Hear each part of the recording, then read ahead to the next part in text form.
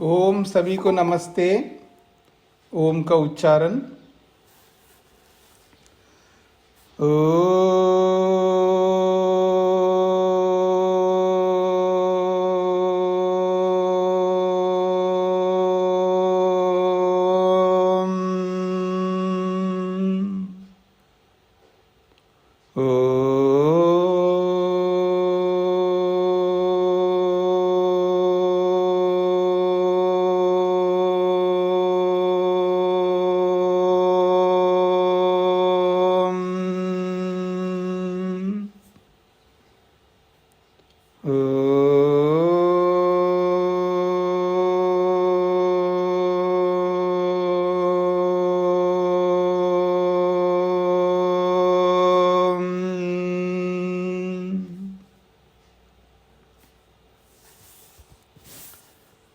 न्याय दर्शन की 176वीं कक्षा है।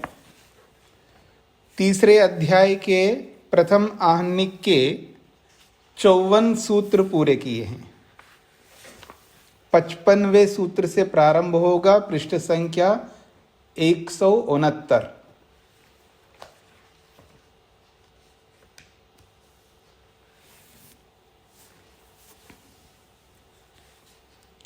प्रसंग चल रहा है, शरीर में एक इंद्रिय है अथवा अनेक इंद्रियां हैं।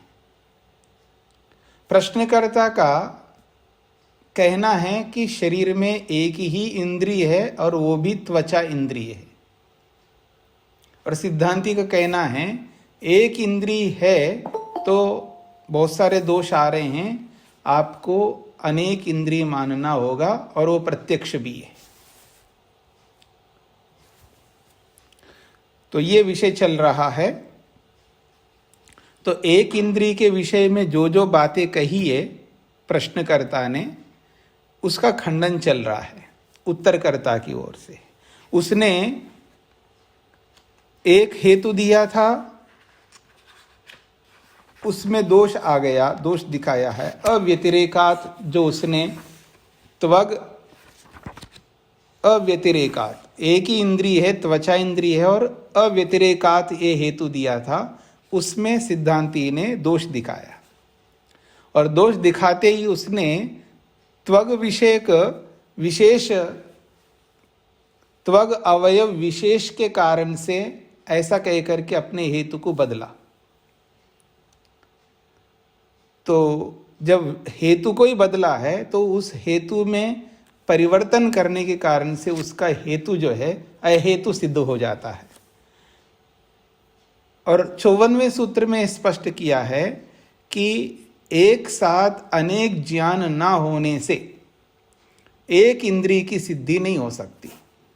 यदि एक ही इंद्रिय मानते हो तो फिर तो आत्मा मन के साथ जुड़ता है और मन इंद्रिय के साथ जुड़ता है, और आपने एक इंद्रिय माना है। अब वो एक इंद्रिय पांचों विषयों के साथ जुड़ रही है तो पांचों विषयों का ज्ञान होना चाहिए, पर एक ही विषय का ज्ञान होता है, पांचों का नहीं होता है। इसलिए इंद्रियां एक नहीं अनेक है। ये 54वें सूत्र तक हमने कर लिया है। 55वां सूत्र है विप्रतिषेधाच्च न त्वग एका। अभी सिद्धांती का ही पक्ष चल रहा है। सिद्धांती फिर उसको कहता है कि आपने एक ही त्वचा इंद्रिय को माना है, इसमें विप्रतिषेध है, विरोधाभास है। एक इंद्रिय मानने में विरोधाभास है, तो इसलिए विप्रतिषेध होने से एकमात्र इंद्रिय नहीं हो सकती, ये सिद्धांती कहना चाहते हैं। विप्रतिषेध के कारण एक ही इंद्रिय त्वचा इंद्रिय को मानना नहीं बन पाएगा। ये सूत्रार्थ हो गया। भाष्य को देखिएगा, न खलु त्वग एकम इंद्रियम। सिद्धांती कहते हैं त्वचा एकमात्र इंद्रिय शरीर में नहीं हो सकती। क्यों जी? व्याघातात, व्याघात कहते विरोध को, विरोध आने से। एक इंद्रिय को मानेंगे तो विरोध आता है, तो विरोध आने के कारण से शरीर में एक इंद्रिय को नहीं माना जा सकता। त्वचा रूपानि अप्राप्तानि गृह्यन्ते इति।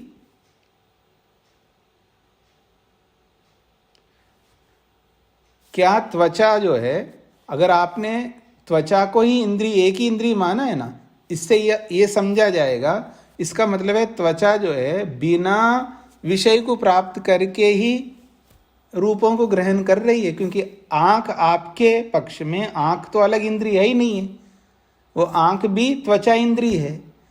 अब इसका ये अर्थ होगा कि विषय को प्राप्त किए बिना ही रूप का ग्रहण हो रहा है, क्योंकि सिद्धांत तो ये है ना कि इंद्रिय अर्थ के साथ सन्निकृष्ट होगा, इंद्रिय का अर्थ के साथ सन्निकर्ष होगा, तभी विषय का ग्रहण होगा।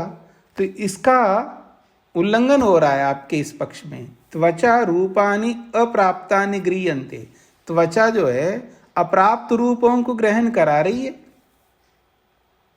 त्वचा इंद्रिय है ना, त्वचा इंद्रिय तो शरीर में रहेगी ना, और रूप तो हम बाहर, मान लो चंद्रमा का रूप देख रहे हैं हम लोग इतने दूर से, तो त्वचा वहां तक थोड़ा जाएगी, त्वचा तो शरीर में रहेगी। तो त्वचा जो है रूप को तो ग्रहण करा रही है, तो क्या माना जाएगा, बिना विषय को प्राप्त किए, बिना इंद्रिय सन्निकर्ष के रूप का ग्रहण करा रही है त्वचा, ये माना जाएगा। अप्राप्य कारित्वे, अगर बिना विषय को प्राप्त किए ही रूप को ग्रहण करा रही है, तो फिर तो स्पर्शादिषु अपि एवं प्रसंग, फिर तो स्पर्श को भी बिना प्राप्त किए ही स्पर्श करा दे। हाँ जी, आपके कपड़ों को मैं जानना चाहता हूँ, आप कैसे कपड़ा पहना है, उसको छू करके, छू तो सकता नहीं, आप दूर बैठे हैं, तो फिर मैं बिना सन्निकर्ष के ही आपके कपड़ों का स्पर्श अनुभव करना चाहता हूँ। तो कह रहे हैं स्पर्शादिषु अपि एवं प्रसंग, फिर अन्य विषयों में भी यही प्रसंग आएगा, चाहे वो स्पर्श हो, चाहे वो गंध हो, चाहे वो शब्द हो, चाहे कोई भी हो, बिना प्राप्त किए ही जब प्राप्त करा रही है रूप को, त्वचा बिना प्राप्त किए ही, बिना विषय के साथ संयोग किए रूप को ग्रहण करा रही है, तो बाकी स्पर्शादि बाकी विषयों को भी प्राप्त कराएगी, फिर वो ये प्रसंग आएगा, पर प्राप्त करा नहीं रही है। स्पर्शादीनां च प्राप्तानां ग्रहणात् रूपादीनां प्राप्तानां ग्रहणमिति प्राप्तम्। स्पर्शादीनां च प्राप्तानां ग्रहणात्, क्योंकि स्पर्शादि का जो ग्रहण हो रहा है, यानी स्पर्श का अनुभव हो रहा है, रस का अनुभव हो रहा है, गंध का अनुभव हो रहा है, तो ये विषयों को प्राप्त होकर के तो ग्रहण करा रही है। यदि ऐसा है तो रूप को भी प्राप्त होकर के ग्रहण करा रही है, ये सिद्ध होगा। फिर जब ये सिद्ध होगा तो इसका मतलब है त्वचाई इंद्रिय एक है, इसका खंडन हो जाएगा। हाँ जी, आप लोगों को स्पष्ट हो गया क्या कहना चाहते हैं? सबको समझ में आ गई बात? आगे बढ़ें। जब ये बातें सिद्धांती ने कह दिया तो अब प्रश्नकर्ता क्या कहने लगता है, ऐसा नहीं, प्राप्य अप्राप्य कारित्वम इति चेत, यदि हम ये कहें कुछ विषयों को तो प्राप्त करके ही वो ग्रहण कराती है और कुछ विषयों को बिना प्राप्त किए ग्रहण कराती है, अगर ऐसा हम कहे तो प्राप्त भी और अप्राप्त दोनों हम माने तो ऐसा वो कहना चाहता है।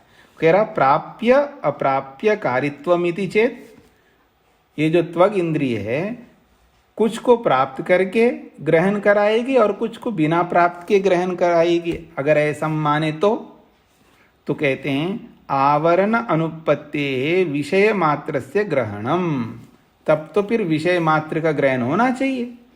बिना प्राप्त किए ही वो ग्रहण करा रही है इंद्रिय, तो फिर तो आवरण की तो सिद्धि हो नहीं रही है, तो विषय मात्र को ग्रहण कराए। आपकी दीवार के पीछे भी क्या है उसको भी ग्रहण कराए। भाई बिना विषय को प्राप्त किए ही जब वो ग्रहण करा रही है तो सभी विषयों का ग्रहण कराए ना, फिर कुछ ही को क्यों ग्रहण करा रही है? तो कह रहे हैं आवरण अनुपत्ति, आवरण की तो सिद्धि हो ही नहीं सकती, उसके लिए आवरण का क्या मतलब है? अब दीवार आ जाए चाहे कुछ भी हो जाए, वो तो बिना प्राप्त किए, विषय को बिना प्राप्त के ही वो दर्शन करा दे, तो फिर तो दीवार बीच में आ जाए चाहे कुछ भी बीच में आ जाए, उसके लिए तो आवरण की सिद्धि होगी नहीं है। तो कह रहे हैं आवरण की सिद्धि ना होने से विषय मात्र का ग्रहण हो जाना चाहिए, फिर ऐसा तो हो नहीं रहा है। अथापि मन्येत प्राप्त स्पर्शादय त्वचा गृह्यन्ते, और ये अथापि मन्येत, अगर ये मानो कि प्राप्त स्पर्शादय त्वचा गृह्यन्ते, प्राप्त स्पर्शादि को त्वचा ग्रहण करती है, यानी जिसके साथ प्राप्त होती है उनको त्वचा जो है ग्रहण कराती है। तो रूपानी तो अप्राप्तानी थी, रूपों को तो बिना प्राप्त के ही कराएगी, प्राप्त अप्राप्त को स्वीकार कर रहे हैं। बात वही है, पहले तो वार्तिक को लेकर के समझाया, अब उसी वार्तिक को खोल करके समझा रहे हैं विस्तार से। प्राप्त स्पर्शादय त्वचा गृह्यन्ते, त्वचा जो है विषय स्पर्शादि रूपी विषय को प्राप्त होकर के ग्रहण कराती है, लेकिन रूपादि विषयों को बिना प्राप्त किए ही ग्रहण कराती है।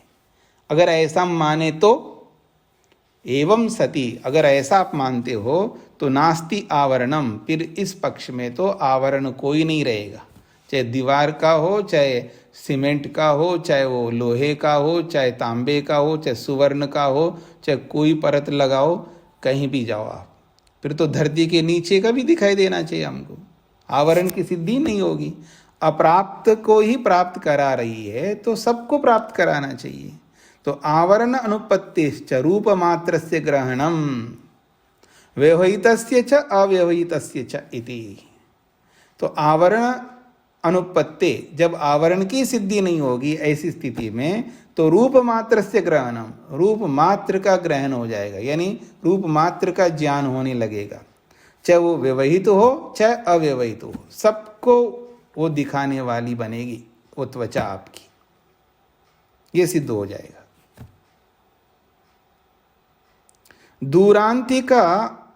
दूरांतिकान विधानम च रूपोपलब्धि अनुपलब्धियोर न स्यात्, फिर चाहे दूर हो चाहे पास में हो, रूप की उपलब्धि और अनुपलब्धि फिर नहीं होनी चाहिए। पास वाली तो दिख रही है और दूर वाली नहीं दिख रही है, ये भेद नहीं होना चाहिए फिर, अर्थात सब दिखना चाहिए, ये मानना होगा आपको।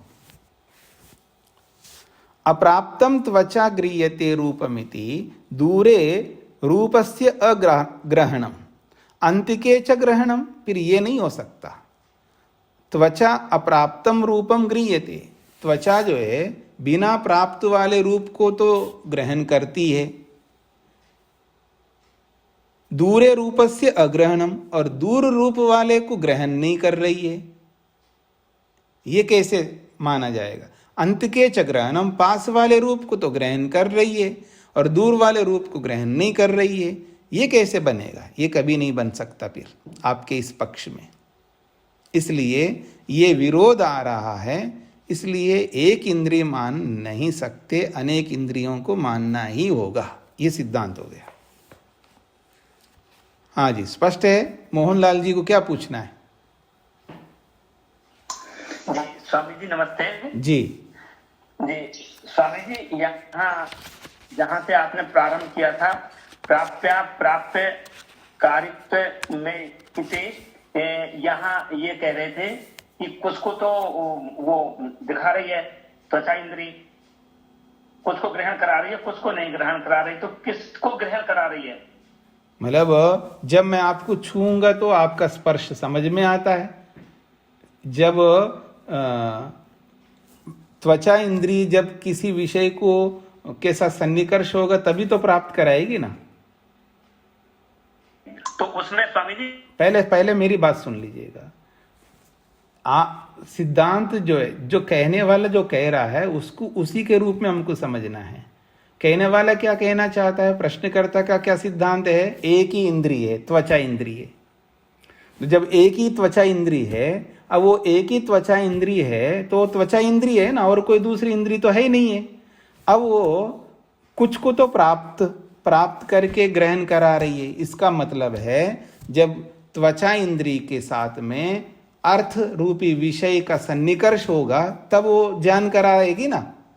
जैसे ठंडा है, गर्म है, कोमल है, कठोर है, खुरदरा है, ठीक है ना, इसका ज्ञान कैसे करोगे आप?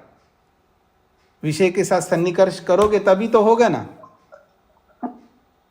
तो कुछ जगह पर तो विषय के साथ सन्निकर्ष हो रहा है, अर्थात विषय को प्राप्त होकर के ज्ञान करा रही है, और कुछ जगह बिना प्राप्त किए ज्ञान करा रही है।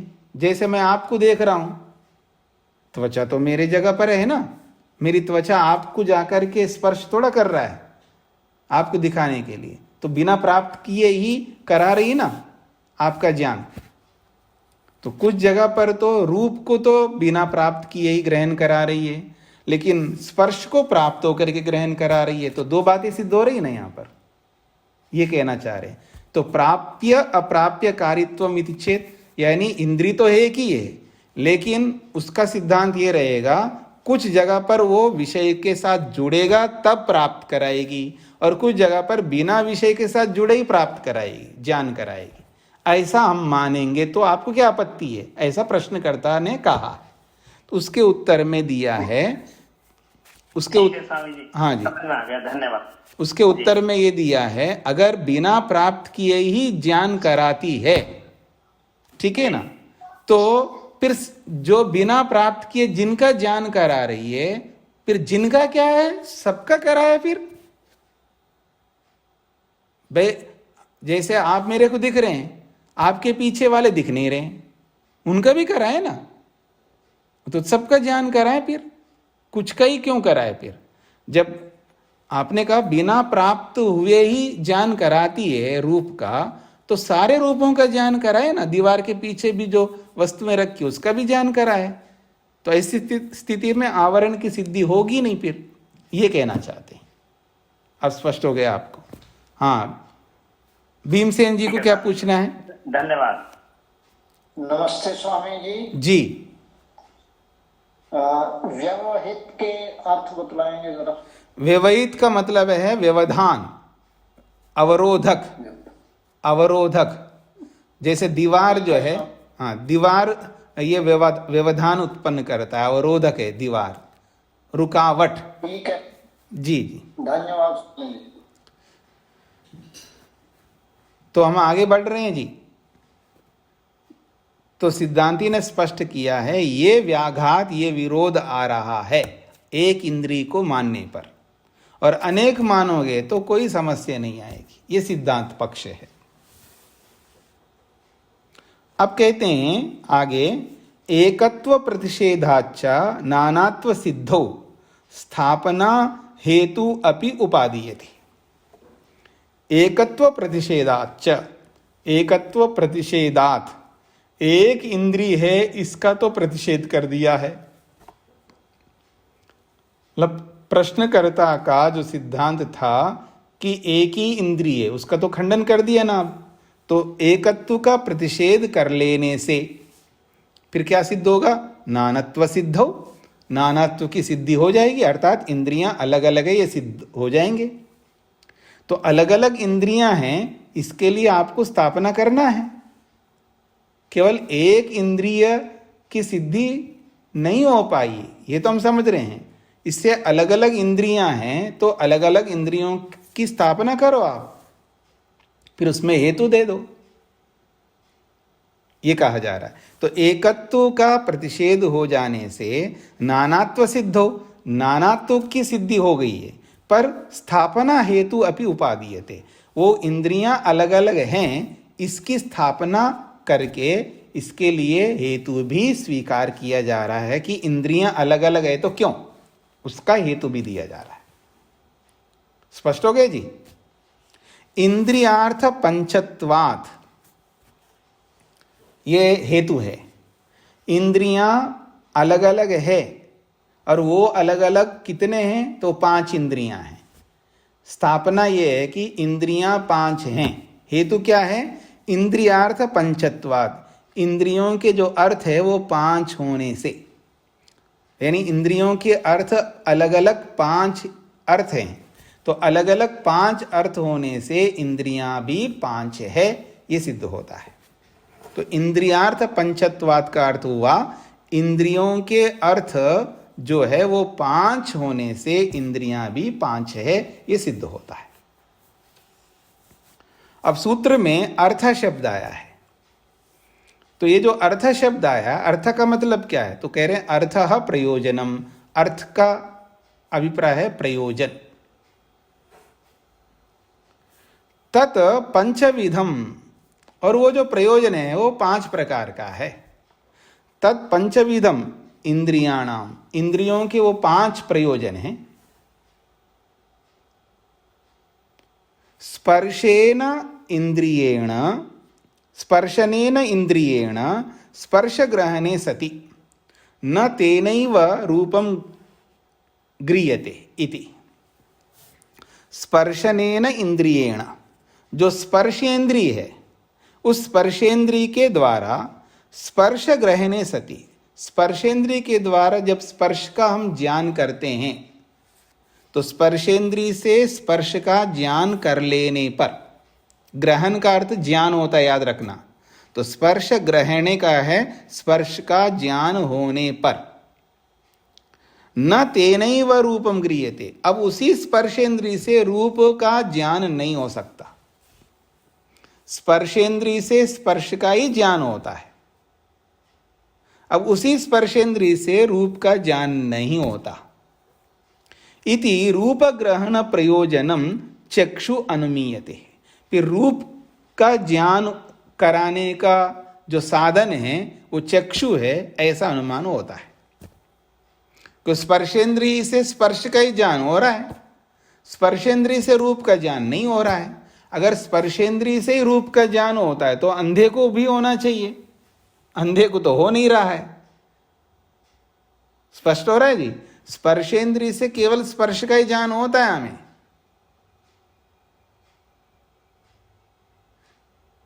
अब स्पर्शेंद्रिय से रूप का ज्ञान नहीं हो सकता। इससे क्या पता लगता है कि रूप के ज्ञान में चक्षु इंद्रिय है एक, जिससे रूप का ज्ञान होता है, ऐसा अनुमान होता है।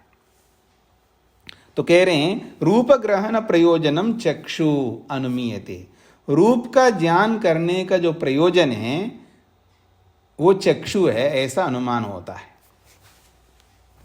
स्पर्श रूप ग्रहणे च ताभ्यामेव न गंधो गृह्यते इति, तो स्पर्श रूप ग्रहणे, स्पर्शेंद्रिय से स्पर्श का ग्रहण करते हैं और नेत्रेंद्रिय से रूप का ग्रहण करते हैं, तो स्पर्शेंद्रिय और नेत्रेंद्रिय से स्पर्श और रूप का ज्ञान होने पर ताभ्यामेव, इन्हीं 2 इंद्रियों से, स्पर्शेंद्रिय और नेत्रेंद्रिय से गंधो न गृह्यते, गंध ग्रहण नहीं होता है, अर्थात गंध का ज्ञान नहीं होता है। इति, इस प्रकार से ये पता लगता है कि गंध ग्रहण प्रयोजनम, गंध का ज्ञान करने का प्रयोजन कौन है?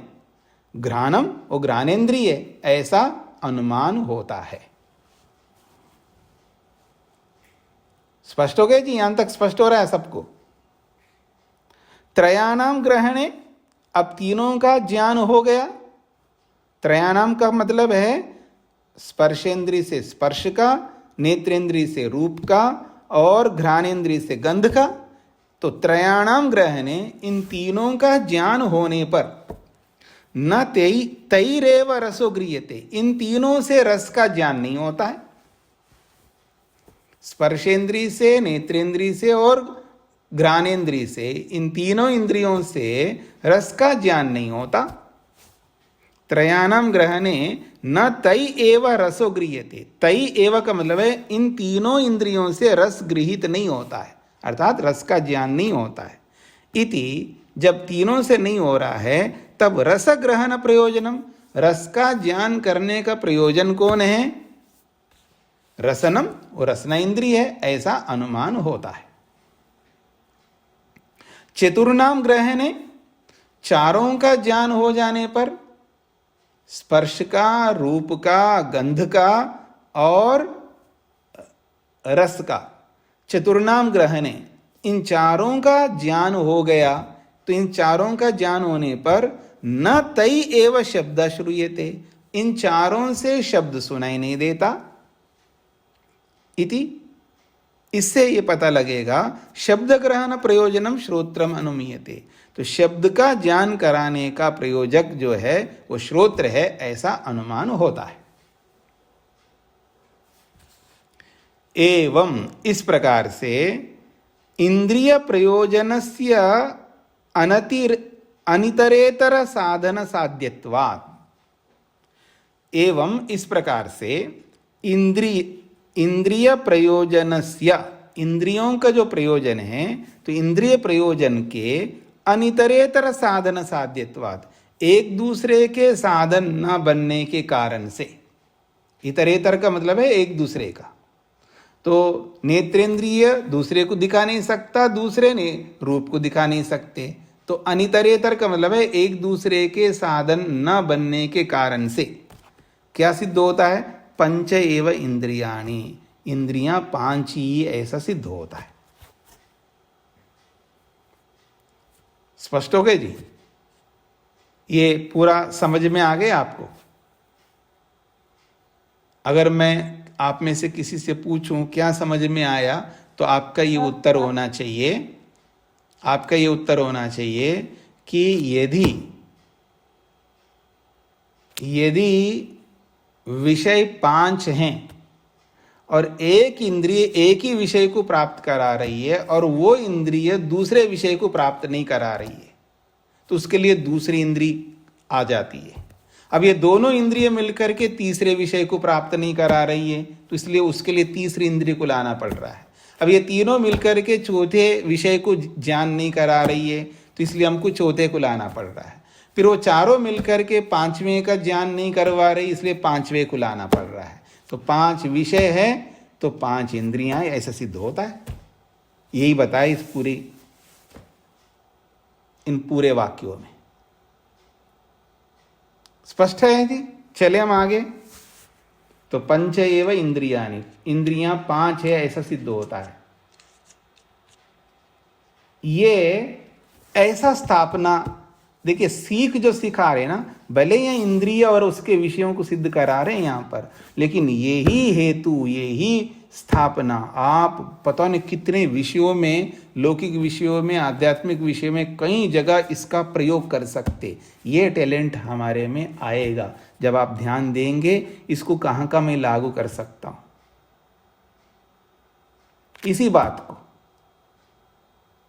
यहां मैंने बोला था ना कई बार, न्याय दर्शन पूरा व्यवहार सिखा देता है।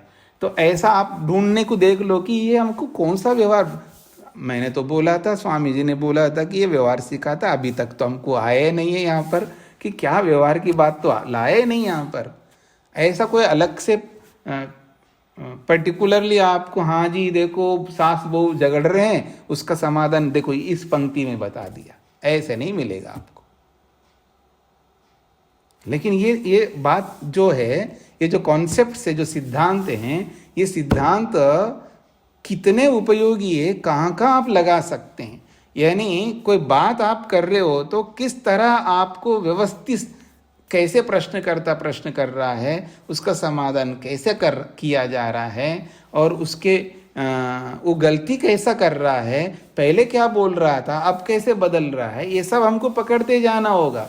तो इनको पकड़ते हुए, समझते हुए, इसको ध्यान से आप पढ़ते जाएंगे तो आप व्यवहार में भी जब पति के साथ बात करते हो और पति क्या गड़बड़ कर रहा है वो सब पकड़ में आ जाएगा आपका, इंटेलिजेंट बन जाओगे आप। हाँ याद रखना, ये पत्नी क्या गड़बड़ कर रही है तो पति भी इंटेलिजेंट बन जाएगा, वो भी पकड़, देखो ये क्या गलत कर रही है, पहले कुछ बोल दिया और अपनी बात को ये काट रही है, बदल रही है, तुरंत आपको समझ में आ जाएगा। इसलिए तो शास्त्र पढ़ने पड़ते हैं। आपके झगड़े को बढ़ाने के लिए नहीं पढ़ा रहा हूँ, याद रखना, आपके झगड़े को मिटाने के लिए पढ़ा रहा हूँ मैं। हाँ, न्याय दर्शन पढ़ करके लड़ाकू मत बनना।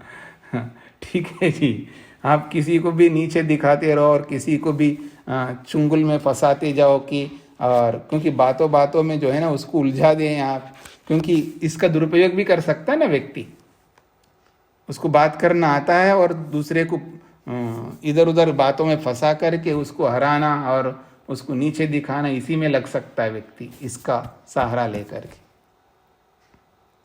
इसलिए दुरुपयोग नहीं करना, सदुपयोग कर लेना, इसमें कोई बात नहीं है। तो इसलिए आप इसको ध्यान से समझते जाइए। यानी न्याय दर्शन का आप कभी भी इस दिमाग में इस बात को देखो, कुछ बातें तो हमारे ऊपर ऊपर से निकल रहे ऐसा आपको लगता है, मेरे को तो बिल्कुल एक एक पंक्ति ऐसा लगता है पूरा व्यवहार है ये सारा। अगर ये समझ में आ रहा है तो हम जीवन में बहुत सारी बातें, यानी सारी बातें, बहुत क्या, सारी बातें हम व्यवहार में एक दूसरे के साथ समन्वय करके जी सकते हैं, दूसरे के साथ हम जुड़ सकते हैं, अपने आप को झुक सकते हैं। ये रात दिन लड़ करके इलेक्शन होने के बाद में जब त्रिशंकु बन जाता है, किसी के साथ मिल जाते वो लोग, किसी के साथ भी मिल जाते। मतलब पहले तो ऐसे कीचड़ उछाड़ रहे होते हैं और बाद में फिर आपस में हाथ मिलाते हैं। वो हम यहाँ लड़ते रहते हैं और पाँचों साल तक लड़ते रहेंगे और वो तो मिलकर के चल रहे होते वो लोग उधर। जब वो लोग मिलकर के चलते हैं तो आप तो पति है, पत्नी है, बच्चे हैं, सास है, बहू है, देवर है, देवरानी, जेठ, जेठानी, आप नहीं मिलकर के रह सकते। समझ पैदा करना पड़ता है, धैर्य लाना होता है, सहन शक्ति लानी होती है, एक दूसरे को सहन करना आना चाहिए। इतने उतावले, इतने जल्दीबाजी, इतनी शीघ्रता, इतने गुस्सा, इतना वो, ये सब जो है ये दुख के कारण बनते हैं। किसी के साथ भी ये सब दुख के कारण बनते हैं। ठीक है, मैंने दोष किया है तो फिर बदल जाऊंगा ना, आप बताएंगे तो बदल जाऊंगा, और आपने दोष किया मैं बताऊंगा तो आप बदल जाएंगे। बदलना व्यक्ति का स्वभाव होना चाहिए। अपने दोषों को हटाओ, फिर नया जहाँ जहाँ पता लगता जाए वहाँ वहाँ बदल लो अपने आप को, आगे बढ़ो। उसी को पकड़ कर के थोड़ा बैठे रहना, हमको आगे बढ़ते रहना है ना, उन्नति करनी है। तो जहाँ गलती पकड़े में आ गई वहाँ उसको समझ लो और आगे बढ़ जाओ। और मान लो हमको साथ में रहना ही है, अगर एक जगह हम हड़े हुए हैं तो उसको छोड़ दो, कोई बात नहीं। इस विषय में तो जी ऐसा ही है, ऐसे होता नहीं है। आपस में जिनके साथ हम लोग रहते हैं, चाहे पति पत्नी हो, चाहे माँ बेटा हो या माँ बेटी हो, कुछ चीज़ों में एक दूसरे से नहीं बनती है, लेकिन उसी को लेकर के थोड़ा बैठे रहते हैं हम। बाकी सब काम एक साथ करते ही है ना, लेकर के चल ही रहे ना साथ में। तो ऐसे हमको चलना होगा। और वहाँ पर भी अगर हम ज्ञानपूर्वक उसको समझ लें ना तो भी दुख नहीं रहेगा। कई बार हम हाँ जी अब क्या कर रहे कि सहन तो करना पड़ेगा जी, ऐसा कह करके वो सहन नहीं कर रहे होते हैं, वो वास्तव में उसको सहन नहीं कहते हैं, दुखी हो रहे होते हैं। ऐसा सहन नहीं करना है। सहन करने का मतलब है समझ करके उसको सहन करना होता है। हाँ, ज्ञानपूर्वक सहन करना होता है। अज्ञानता से सहन करेंगे तो वो दुख का कारण बनेगा, याद रखना। किसी को भी सहन करना है वो ज्ञानपूर्वक सहन करना है, विवेक पूर्वक सहन करना है। अविद्या से सहन करेंगे, अब मैं बोल तो नहीं सकती, बोल तो नहीं सकता है, यही ज़्यादा बोलते हैं या बोलती है, मैं तो बोल नहीं सकता या बोल नहीं सकती, अब ठीक है जी, लेकिन नीचे नीचे परेशान रहते हैं। ऐसा नहीं है, समझ करके उसको एक्सेप्ट करना होता है, स्वीकार करना होता है। ये याद रखिएगा। विद्यापूर्वक चलना है, अविद्यापूर्वक चलेंगे तो वही दुख का कारण बनेगा। हाँ जी, आगे कहते हैं, अब प्रश्नकर्ता का विषय आ गई, प्रश्नकर्ता की बारी आ गई है। प्रश्नकर्ता कह रहा है, ना आपने जो बात कही है कि 5 इंद्रियां हैं, ना 5 इंद्रिय नहीं है। तदर्थ बहुत्वात्, अगर आप 5 विषय है तो 5 इंद्रियां बोल रहे हो, तो 5 विषय नहीं है, यहाँ पर विषय बहुत ज्यादा है। वो कहता है ना का मतलब है न पंच इंद्रियानि। अगर आप विषयों की दृष्टि से इंद्रियां अधिक बोलते हो तो फिर 5 नहीं बनेंगे, न पंच इंद्रियानि। क्यों? तद अर्थ बहुत्वात्, क्योंकि अर्थ बहुत सारे हैं।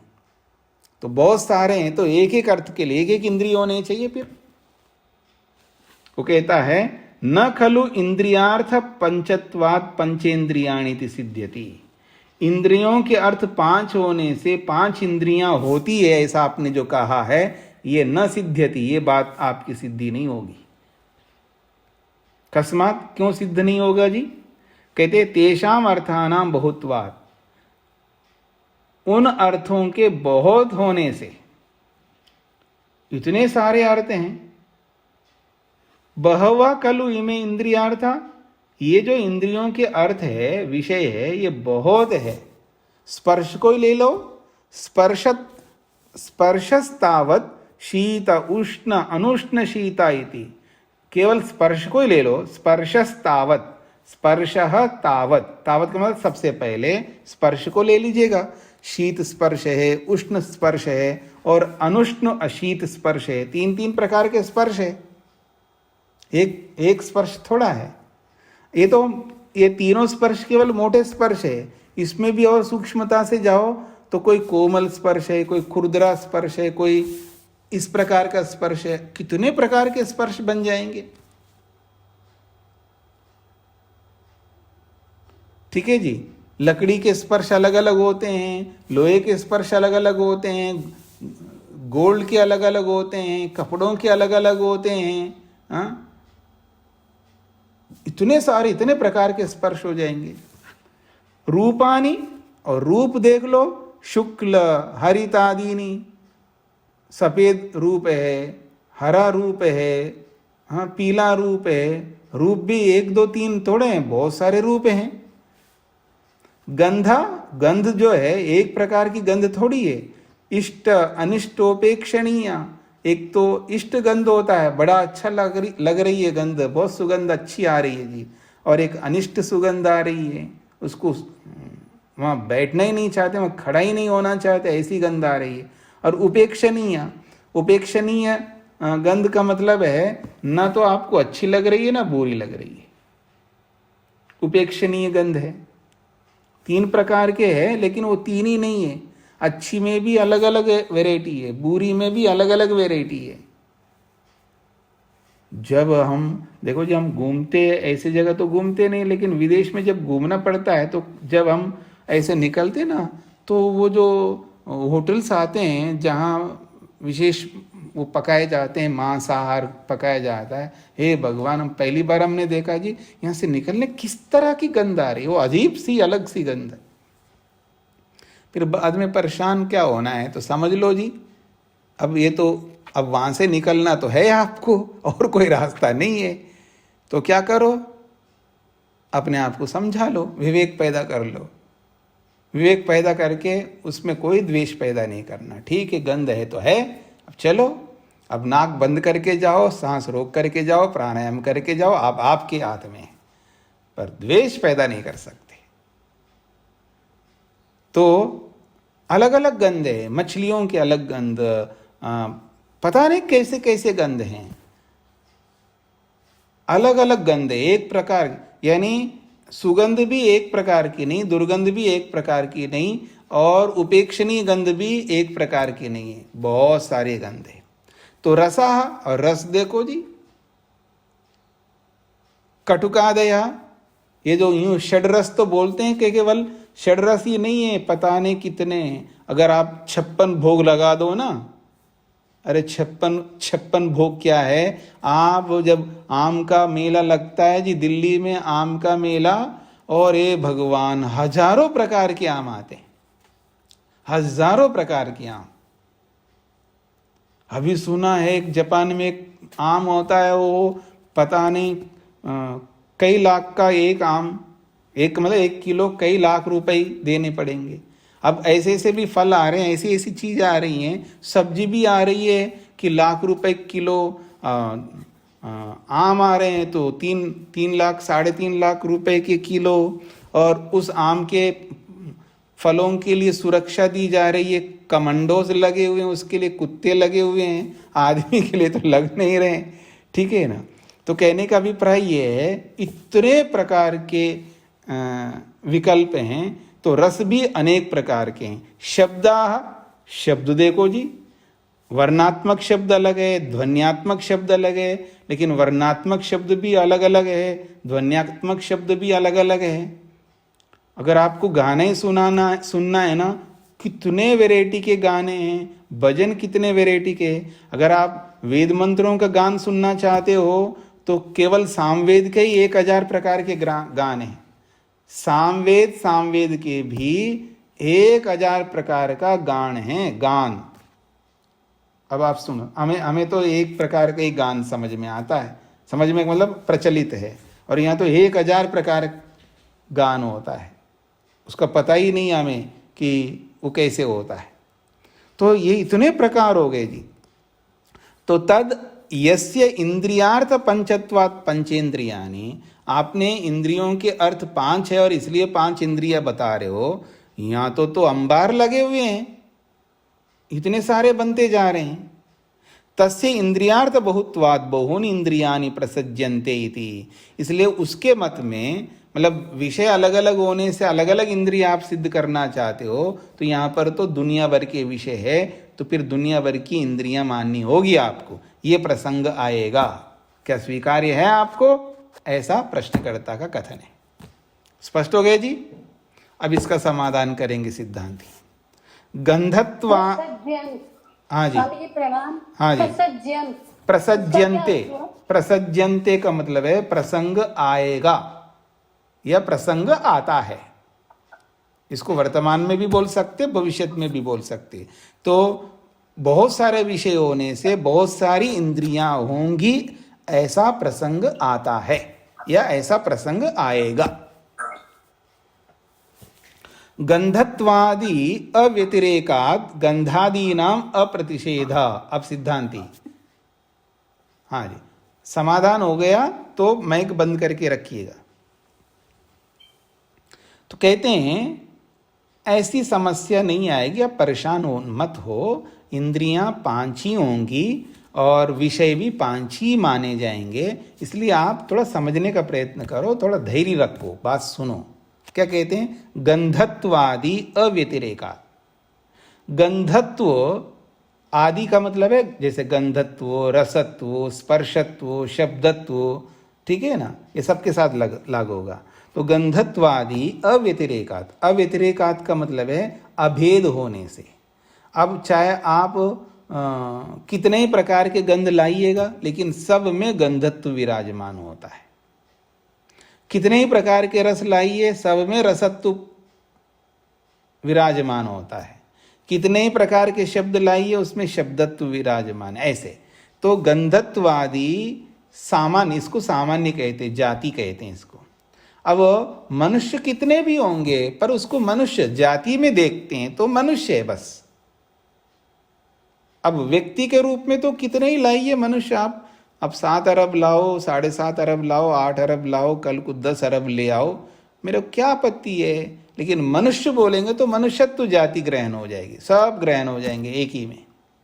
तो ऐसे ही गंध का ज्ञान कराना है तो घ्राणेन्द्रिय पर्याप्त है, एक ही से सब प्रकार के गंधों का ज्ञान हो जाएगा, क्योंकि वहां पर गंध का ज्ञान कराने का स्वभाव उसके अंदर है, चाहे वो सुरभि गंध हो, दुर्भि गंध हो, या दोनों का मिला जुला हो, या कैसे भी हो, सब में गंधत्व है, तो एक ही इंद्रिय से सभी गंधों का ज्ञान हो जाएगा, कोई दिक्कत नहीं आएगी। तो गंधत्वादि अव्यतिरेका, गंधत्वादि जो सामान्य है, जाति है, उसमें सब में अव्यतिरेक होने से, अभेद को उत्पन्न करने के कारण से गंधादि नाम अप्रतिषेधा, चाहे वो कितने प्रकार की गंध हो, कितने प्रकार के रस हो, कितने प्रकार के स्पर्श हो, तो अप्रतिषेधा 5 इंद्रियों का खंडन नहीं हो पाएगा, उन्हीं 5 से सबका ज्ञान हो जाएगा। कोई ऐसा विषय नहीं बचेगा इन 5 इंद्रियों से ज्ञान ना हो, सबका हो जाएगा, इसलिए चिंता मत करो। गंधत्वादि भी स्वसामान्य कृत व्यवस्थानां गंधादीनां यानि गंधादि ग्रहणानि तानि असमान साधन साध्यत्वात् ग्राहकांतरानि प्रयोजयन्ति। कहते गंधत्वादि भी स्वसामान्य, ये जो गंधत्व है यानी गंधत्व, रसत्व, शब्दत्व, ठीक है, ये सब स्वसामान्य, अपने अपने सामान्यों के द्वारा। सामान्य का अर्थ होता है जाति, सामान्य शब्द का अर्थ जाति होती है जी। न्याय वैशेषिक में जब सामान्य शब्द का प्रयोग होता है तो वो जाति के लिए होता है। और आपको पता है ना, जैसे 6 पदार्थ वैशेषिक में माना है, उसमें सामान्य भी एक पदार्थ है जिसको हम जाति कहते हैं।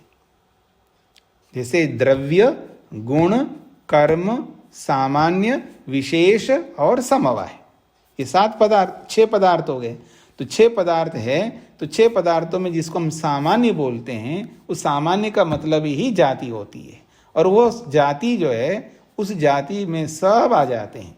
गंधत्व सामान्य, गंधत्व का मतलब है गंधपन, और ये गंधपन सब गंधों में होता है। तो गंधत्व सामान्य से एक उसको स्वीकार किया जाता है, एक यानी जाति के रूप में देखा जाए तो एक है। व्यक्ति के रूप में देखेंगे तो ठीक है जी, अलग अलग है। अब मान लीजिएगा एक ही आपने बूंदी की लड्डू बनाई, तो बूंदी की लड्डू जो है आपने मान लीजिए 1000 लड्डू बना दिया, 1000 लोगों के लिए, थोड़ा बड़े बड़े बना दिया आपने, एक ही लड्डू देना है आपको, शादी की लड्डू है, पहले ऐसे ही होता था। तो अब सभी व्यक्ति के रूप में तो अलग अलग लड्डू है, लेकिन जाति के रूप में देखो तो एक ही तो है। समझ में आ रहा है ना? व्यक्ति के रूप में अलग अलग है, लेकिन लड्डू पना के रूप में देखेंगे तो एक ही हो गया, ऐसा। तो गंधत्वादि जो है स्वसामान्य, अपने अपने सामान्यों के द्वारा, यानी अपने अपनी जाति के द्वारा, कृत व्यवस्था नाम गंधादि नाम, वहां सारी व्यवस्था की गई है। अगर गंधत्व सब में है तो एक कैटेगरी में आ जाएंगे, रसत्व है तो जितने भी रस है वो रसत्व के अंतर्गत आ जाएंगे। तो उसके लिए व्यवस्था बनी हुई है। तो गंधादि नाम यानी गंधादि ग्रहणानि, तो गंधादि नाम यानी गंधादि जितने भी प्रकार के हो, उन सब का ज्ञान, तानी उन सब का समान साधन साध्यत्वात्, एक समान साधन के द्वारा सिद्ध होने से, जितने भी गंध ले आओ तो उसका सामान्य जो गंधत्व है उसके माध्यम से वो ग्राणेन्द्रिय उस गंधत्व सामान्य से सबका ज्ञान करा देगा। तो ग्राहकांतरानी तो अलग अलग ग्रहण कराने के साधन है। यहाँ पर गंध के लिए ग्राणेन्द्रिय है, रस के लिए रसनाइंद्रिय है, शब्द के लिए कर्णेन्द्रिय है, रूप के लिए नेत्रेंद्रिय है, स्पर्श के लिए स्पर्शेंद्रिय है। तो ये सब ग्राहकांतरानी प्रयोजयंती, अपनी अपनी इंद्रियां उनको प्रयोजित करती है, यानी उनका ज्ञान कराती है। अर्थ समूह अनुमान मुक्ता, अर्थ समूह को लेकर के हमने अनुमान कहा, यानी अगर 5 अर्थ है तो वो केवल 5 ही अर्थ है ऐसा हमने नहीं कहा, अर्थ समूह को कहा है हमने। अर्थ समूह अनुमान मुक्ता, अर्थ समूह को लेकर के हमने अनुमान कहा है, वहां पर अनुमान की है। अर्थ का समूह लिया है हमने, ना कि केवल व्यक्ति को लिया है। अर्थ रूपी व्यक्ति को नहीं लिया हमने। 5 प्रकार के अर्थ होने से 5 प्रकार की इंद्रियां हैं, तो वह 5 अर्थ व्यक्ति नहीं है, 5 अर्थ जो है समूह है, ऐसा आपको लेना चाहिए। न अर्थ एकदेशः, न अर्थेकदेशं च आश्रित्य विषय पंचत्व मात्रम भवान प्रतिषेधति। तो अर्थेकदेश को लेकर के आप नहीं कह सकते, मतलब एक गंध है तो उसके लिए एक इंद्रिय हो गई, दूसरे गंध के लिए फिर दूसरी इंद्रिय ले आओ, तीसरी गंध के लिए तीसरी इंद्रिय लाओ। तो अर्थ के एक देश को लेकर के आप खंडन नहीं कर सकते। न अर्थेकदेशम च आश्रित्य, अर्थ के एक देश का आश्रय लेकर के विषय पंचत्व मात्रम भवान प्रतिषेधति, 5 विषय ऐसा कह करके आप खंडन जो कर रहे हो ये ठीक नहीं है। मतलब विषय के एक देश को लेकर के आप खंडन कर रहे हो ना, तस्मात् अयुक्तो अयं प्रतिषेध, इसलिए आपके ये जो खंडन है वो अनुचित है, ऐसा आप नहीं कर सकते। कथम पुनः गंधत्वादि भी स्वसामान्य कृत व्यवस्था गंधादयति, प्रश्नकर्ता कह रहे हैं फिर गंधत्वादि अपने अपने सामान्य जाति के द्वारा ये व्यवस्था गंधादि की कैसे हो जाती है? तो उसका समाधान देते हैं, स्पर्श खलु अयम त्रिविधः, ये जो स्पर्श है वो 3 प्रकार का है। जिसको हम स्पर्श कहते हैं, वास्तव में स्पर्श 3 प्रकार का होता है। क्या होता है जी स्पर्श? तो कहते हैं शीत स्पर्श, नहीं, शीत उष्ण अनुष्ण शीतश्च, एक शीत होता है, एक उष्ण होता है और एक होता है ना तो शीत है ना उष्ण है, उसको अनुष्ण अशीत कहते हैं। तो स्पर्शत्वेन स्वसामान्येन संगृहीता, तो स्पर्शत्व के द्वारा, अपने सामान्य जाति के द्वारा सबके सब स्पर्श जो है उसी स्पर्शत्व में संग्रहित हो जाते हैं। जितने भी प्रकार के स्पर्श हो, ये 3 प्रकार के स्पर्शों में आते हैं और वो तीनों ही स्पर्शत्व के माध्यम से वो संग्रहित हो जाते हैं। और जब एक ही में संग्रहित हो जाते हैं और वो स्पर्शेंद्रिय से गृहीत हो जाएंगे, ये व्यवस्था है। गृह्यमाने च शीत स्पर्शे न उष्णस्य अनुष्ण शीतस्य व स्पर्शस्य ग्रहणम, अगर कोई शीत स्पर्श को ग्रहण कर रहा है स्पर्शेंद्रिय, उस वक्त शीत स्पर्श को ही ग्रहण करेगी वो। तो शीत स्पर्शे, जब शीत स्पर्श हो रहा है तो न उष्णस्य अनुष्ण शीतस्य वा, उस समय उसी समय उष्ण स्पर्श नहीं होगा और अनुष्ण अशीत स्पर्श होगा। स्पर्शस्य ग्रहणम ग्रहकांतरम न प्रयोजयति, और फिर उष्ण स्पर्श के लिए अलग कोई स्पर्शेंद्रिय नहीं हो सकता और अनुष्ण अशीत स्पर्श के लिए किसी तीसरे की भी आवश्यकता नहीं है। बस ये है कि जब आप शीत स्पर्श ले लो तो शीत ले लो, फिर उसको हटा करके उष्ण स्पर्श ले लेंगे, उसको हटा करके अनुष्ण अशीत स्पर्श ले लेंगे, ऐसा।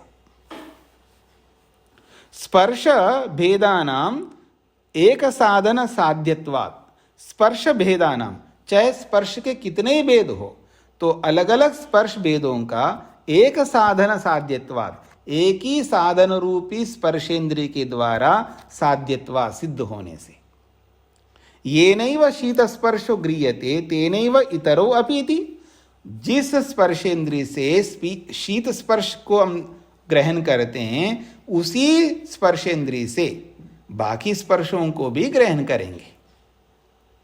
बस इतना ही है, अलग अलग समय में करेंगे। एवं इसी प्रकार से गंधत्वेन गंधानाम, गंधत्व से, गंधत्व सामान्य से सारे गंधों को संग्रहित कर लेंगे। गंधत्वेन सामान्येन गंधानाम संग्रहीतः, इसका ऐसा अर्थ निकालना है जैसे पहले बताया है स्पर्श को लेकर के, ऐसे ही एवं इसी प्रकार से, जैसे स्पर्श के लिए बोला है एवं इसी प्रकार से गंधत्वेन सामान्येन, गंधत्व सामान्य से गंधानाम, सभी गंधों का वहाँ संग्रह हो जाता है। ऐसे ही रूपत्वेन रूपानाम, रूपत्व से सभी रूपों का संग्रह होता है। रसत्वेन रसानाम, रसत्व के द्वारा सभी रसों का संग्रह होता है। शब्दत्व से सभी शब्दों का संग्रह हो जाता है। गंधादि ग्रहणानि पुनः असमान साधन साध्यत्वाद ग्राहकांतराणाम प्रयोजकानि, गंधादि ग्रहणानि, जो गंध आदि विषयों को ग्रहण कराने के जो साधन हैं वो असमान साधन साध्यत्वाद, असमान साधनों से सिद्ध होने के कारण से, यानी गंध को ग्रहण कराने के लिए घ्राणेन्द्रिय है वो अलग है और रूप को ग्रहण कराने के लिए नेत्रेंद्रिय है वो अलग है, असमान है, दोनों अलग अलग है, ये एक ही इंद्रिय नहीं है। असमान का मतलब है नेत्रेंद्रिय रूप को ही ग्रहण कराती है और घ्राणेन्द्रिय केवल गंध को ही ग्रहण कराती है, इसलिए असमान है। तो गंधादि ज्ञानों को असमान साधन साध्यत्वाद, भिन्न भिन्न साधनों से सिद्ध कराया गया होने से, ग्राहकांतराणाम प्रयोजकानि, ज्ञानों अलग अलग ज्ञानों के वो प्रयोजक होंगे। जैसा ज्ञान हो रहा है उसी को, उस ज्ञान को कराने वाली अलग इंद्रिय होगी। यानी रूप का ज्ञान हो रहा है तो रूप का ज्ञान कराने वाली इंद्रिय नेत्रेंद्रिय है, ऐसा। गंध का ज्ञान हो रहा है तो गंध का ज्ञान कराने वाली घ्राणेन्द्रिय है, ऐसा। शब्द का ज्ञान हो रहा है तो शब्द का ज्ञान कराने वाली कर्णेन्द्रिय है, ऐसा। तो अलग अलग ग्राहकांतराणाम प्रयोजकानि, अलग अलग ज्ञानों को प्राप्त कराने के प्रयोजक है वो। तस्मात् उपपन्नम, इसलिए ये बात सिद्ध होती है, इंद्रियार्थ पंचत्वात् पंचेंद्रियानि, इंद्रियों के विषय 5 होने के कारण से इंद्रियां भी 5 है, ऐसा सिद्ध होता है। स्पष्ट हो गया जी सभी लोगों को? किसी कोई बात पूछनी हो तो पूछ सकते हो।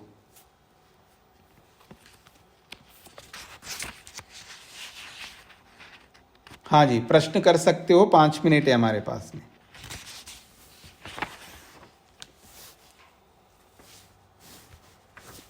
हाँ, अगर प्रश्न नहीं है तो मैं अपनी बात बता देता हूं। हाँ, मोहनलाल जी को क्या कहना है? स्वामी जी इस समय का तो नहीं है, पीछे समय का है जी। मैं दर्शन योग महाविद्यालय में चला गया था तो उस समय का मैं पूछ नहीं सका। जी। ये पार्थिव शरीर पृथ्वी आदि पंचभूतों से बना है, इसमें पृथ्वी तत्व ही अधिक है। इसी तरह से आप बता रहे थे कि कुछ आग्नेय है, कुछ जलत्व है, तो क्या ये इस तरह के भी वहां पर प्राणी या मनुष्य पाए जाते हैं कि जिनका शरीर आग्नेय हो या वायुत्व हो या जलत्व हो? जी जी, जब ऋषि ने बोला है कि पृथ्वी लोक में पार्थिव, पृथ्वी लोक का मतलब है यहाँ हमारे सौर मंडल में जितने भी शरीर हैं वो सब पार्थिव शरीर कहलाते हैं, सब पार्थिव हैं। ठीक है ना, चाहे वो जल में रहते हो, चाहे हवा में रहते हो, चाहे वो कहीं भी रहते हो, हमारे इस सौर मंडल में जितने भी शरीरधारी वो सब पार्थिव हैं, केवल मनुष्य शरीर नहीं है, सबके लिए कहा है। और जब आग्नेय शरीर होंगे, जलीय शरीर होंगे, तो कोई और लोकांतर होंगे, वहां पर होंगे, यहां पर नहीं है। ऐसा हमको समझना है, क्योंकि यहां पर होता तो हमको पता लगता। ठीक है जी, यहां पर तो केवल सब पार्थिव शरीर अपने अपना तो सूर्य है जी। क्या इस सूर्य में हो सकते? देखिए, अपना सूर्य है, अगर सूर्य में हो सकते तो जब पता लग जाएगा तो हो जाएगा। अब तक तो कहीं दूसरी जगह हमको पता नहीं लगा ना। आज के यंत्रों से वर्तमान में अभी तक प्राणी जगत और कहाँ है अभी पता नहीं लगा, लेकिन शास्त्र तो कह रहे हैं लोकांतर बहुत दूर दूर तक है, हमारे यंत्र वहां तक नहीं पहुंच पाए, ये एक अलग बात है।